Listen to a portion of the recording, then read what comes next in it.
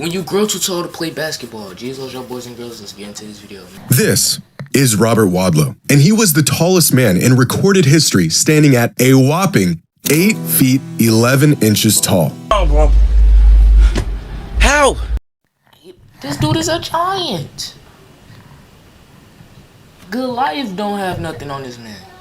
So large, he looked like two people stacked on top of each other in a trench coat. But even then, you'd still have to give them a pair of stilts to stack up to Robert. When he entered middle school, he was already a 7-footer. And by the time he graduated high school, the kid was a staggering 8 feet 4 inches tall. And just as odd as his unbelievable height was the fact that he just wouldn't stop growing, even well into adulthood. Robert's height and daily life is incredibly fascinating in and of itself. But being a basketball fan, the only thing How did they make clothes like this? Like, how did they make clothes for him? Because that is a W, bro. thing that I can think about when I see film of this gentle giant peering out 3 feet over a sea of people flocking to see him, this man would have been one hell of a ball player. Standing just 1 foot shorter than the rim itself, give the kid a pair of sneakers, plant him underneath the rim, and watch as the defense stands by, helplessly witnessing the dominance of a man too big to do absolutely anything about. If Robert played basketball, and if you could just get him within reaching distance of the hoop, I fail to see any way that you could prevent him from just dropping the ball in the hoop every single time. Which begs the question, why don't teams do this? Why are teams around the NBA not scouting the tallest people on the planet, slapping a uniform on them, and planting them under the hoop for the easiest buckets? It's because people, they will literally get the ball, and they could be 7 foot. Get the ball and do a layup. If you don't dunk the ball, like literally 7 foot, they might be 7 foot, and don't dunk the ball, bro. Like, bro, Ever seen in your life? Well, because teams have tried this. Actually, they've tried it a lot. And it turns out you can actually be too tall to play basketball. There's 7 foot 8 inch Yasutaka Okayama, drafted into the NBA in 1981, but never played a game in the league. 7 foot 9 inch Sun Mingming, 7 foot 9 inch Olivier Roux, 7 foot 11 inch Abidun Adegoke. There are taller people and taller players out there. So in a sport where size grants the ultimate advantage, why does there seem to be a limit to how tall players can be in the NBA? If taller players exist, why are they of no use to the best league in the world? To answer this question, we first need to understand just because they be having like difficult issues like bending down and stuff. So how you think they gonna get ball, like go get the ball and stuff? Like, how you think they gonna get that? how big a human being can get, and the tipping point where too much size does more harm than good. At the moment, the tallest player in the NBA is Victor Wembanyama, who was officially measured at 7'3" coming into the NBA a couple years ago, but was recently changed to an official height of 7'4". But even his new listed height seems to be an underestimation. In every photo, compared to other players from around the league and their listed heights, fans have speculated that Wemby is clearly taller than they are listing him. For example, here is 6'11" Tim Duncan. Here's 60-year-old 7'1" David Robinson. Might be a little bit of shrinkage going on there, but still a 7-footer. Here's 6'6" Stephon Castle, and here's Victor Wembanyama. Here's Victor Wembanyama. After crunching some numbers, it's estimated that Wemby is closer. Yeah, he might be like 7'8". He might be 7'8". To 7'6" or even 7'7". And according to the Spurs team staff, he's still growing. Now, if Wemby is true, there's no way he's still growing. No way, bruh. I'm glad he's staying healthy, but there's no way he's still growing. 7'7" is still growing. Truly 7 feet 6 inches tall, that would make him the 34th tallest human being on the planet. So where are the other 33 guys that are taller than him, and why are they not in the NBA? Well, because they are simply too tall. 8'1", 8'1", 7'11", 8'1", 7'11". All of these men have a few things in common. They're all incredibly tall, obviously. None of them play sports, and they all suffer from genetic disorders that made them as tall as they are. What did I tell y'all? What did I tell you? No human has ever naturally grown to this size. Instead, the supersized stature of these individuals is due to a rare disorder called gigantism, a condition where the body produces excessive growth hormone, leading to abnormal and excessive height. But the result of this condition is not just extreme size, but a laundry list of medical issues that almost always accompany it. Spinal pain, joint pain, sleep apnea, carpal tunnel, cardiovascular and respiratory issues, insulin resistance, and even neurological conditions. In the cases of these rare individuals, they become so big that their body has trouble even functioning and completing normal everyday tasks, let alone pursuing a career in athletics. Although there is one exception. Sort of. 8 foot 1 inch Iranian volleyball player Martiza Merzad, who has had a decorated career on the world stage and is currently the tallest athlete on the planet, which would make him the exception to the rule if he didn't compete sitting down. The results of an accident that he had when he was a teenager that stopped the growth of one of his legs while the other leg kept growing, a disability that indirectly stemmed from his incessant growth. There aren't many people around the world who are tall enough to be an actual cheat code in sports. See, that's a W, bro. He doing sports, and did he say he's 8 foot 1? Wait, what did he say?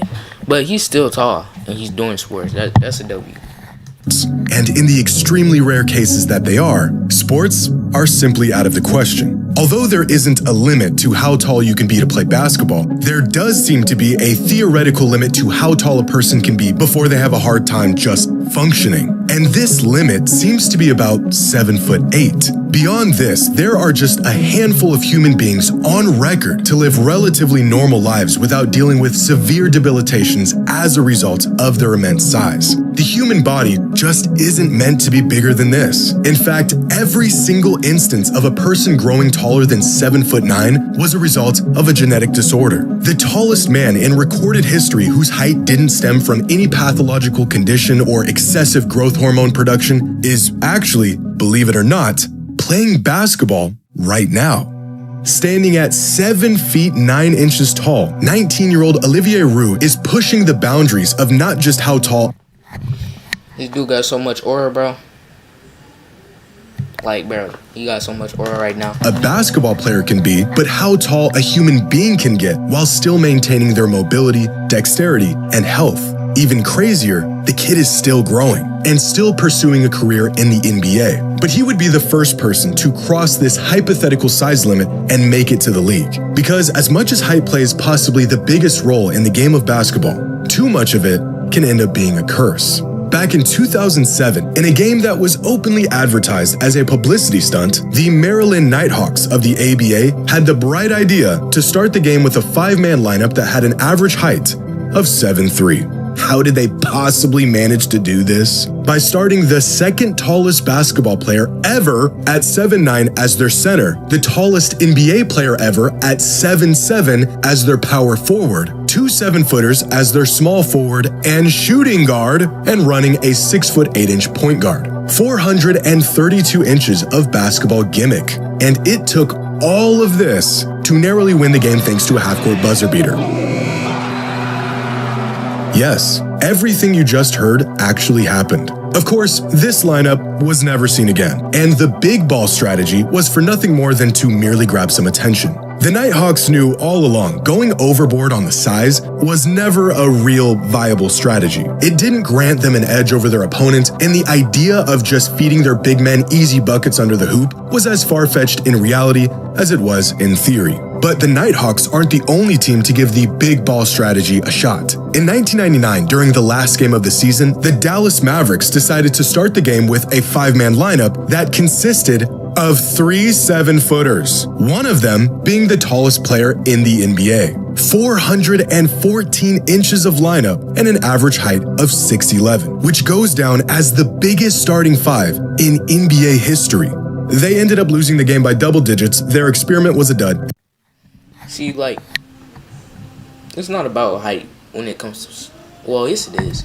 But it's not about height when it comes to basketball, bro. You could be 5'2" and still be cooking 7-footers when it comes to basketball, chat. I'm telling you. You could be 5... You could be still in your 5. You could be 5'11" and still be in the league. You can. And this lineup was never seen again. In 2020, the Denver Nuggets tried a big ball lineup of their own in a scrimmage against the Washington Wizards, a starting five that had an average height of nearly 6'11", with a 7-footer running the point and a 7'3" giant at small forward. Why exactly did they do this, you might ask? Well, we're not really sure. It made no sense and was nothing more than a gimmick for a meaningless game. Ironically, the Nuggets somehow lost the tip-off and their experiment lasted only 6 minutes. The result of which was a measly 10 points, big guys living out their lifelong dream of playing on the perimeter, and a tied game against a Wizards team missing 3 of their best players. This lineup wasn't much of a success and was never seen again. Because turns out, having a team exclusively full of giants is not as great of an idea as it sounds. With how big some NBA players are, it is a miracle that they can shuffle their feet, react quickly, and maneuver around the court with the best athletes in the world at all, even if they may struggle in the process. Bro just got yammed. Oh, that was crazy. Bro just got yammed on. I'm not even gonna lie. That junk was hurtful. I know y'all just saw that.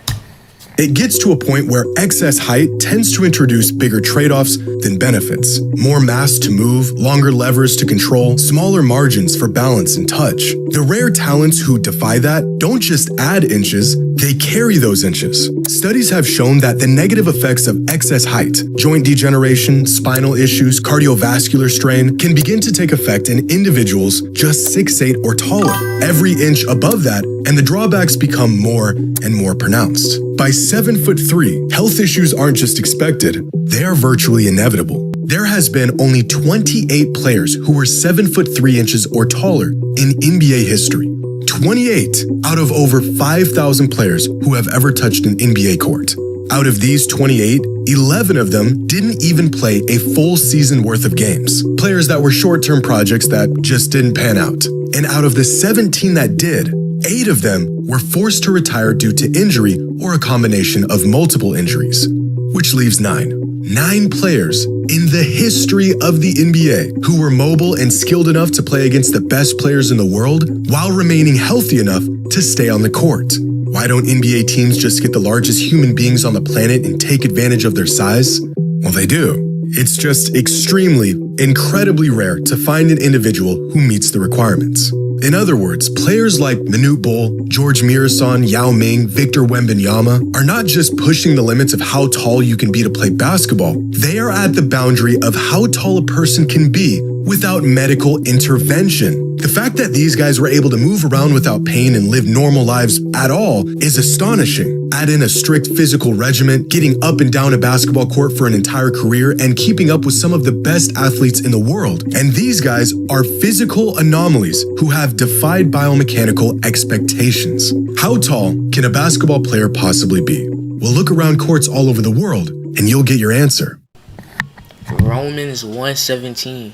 For in the gospel the righteousness of God is revealed, a righteousness that is by faith from first to last, just as it is written, the righteous will live by faith. So let's break this down. Y'all want to know what gospel mean?